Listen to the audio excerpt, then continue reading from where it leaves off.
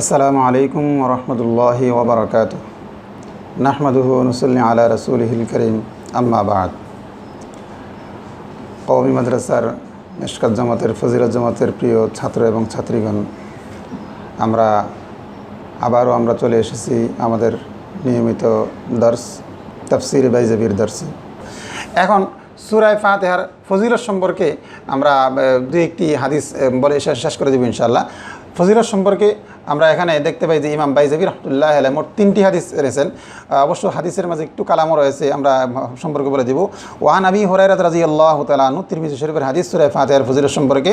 আন্না রাসূলুল্লাহ সাল্লাল্লাহু আলাইহি ওয়াসাল্লাম قال, হযরত আবু হুরায়রা থেকে বর্ণিত, রাসূল করিম সাল্লাল্লাহু আলাইহি ওয়াসাল্লাম বলেন, লি উবাইয়িন, হযরত উবাই ইবনে কাবকে রাসূল বলেছেন, আলা উখবিরুকা বিসূরাতিন লাম তানজিল ফিত তাওরাতি ওয়াল ইনজিলি ওয়াল কোরআনে মিসলুহা।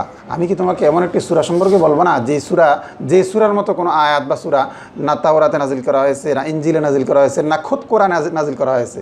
কুলতু বালা ইয়া রাসূলুল্লাহ। উবাই ইবনে কাব বলেন, আমি বললাম, হ্যাঁ আল্লাহ রসুল, অবশ্যই আপনি সেটি বলে দেন।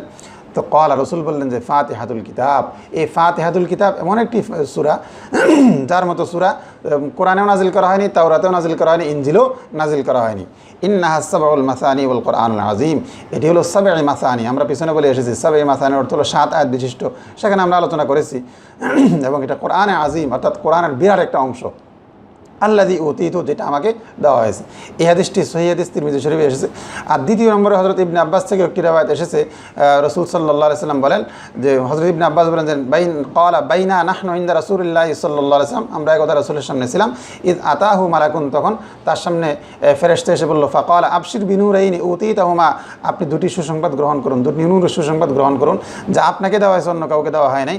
লাম ইউতাহুমা নাবিয়্যুন ক্বাবলাকা, ফাতিহাতুল কিতাব ও খাওয়াতিমু সূরাতুল বাকারা, সূরা ফাতিহা এবং সূরা বাকারার যে শেষ দুটি আয়াত আছে সেই আয়াতগুলো।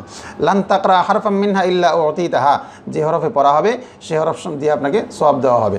তো যাই হোক, এই দুটি হাদিস সহিহ হাদিস।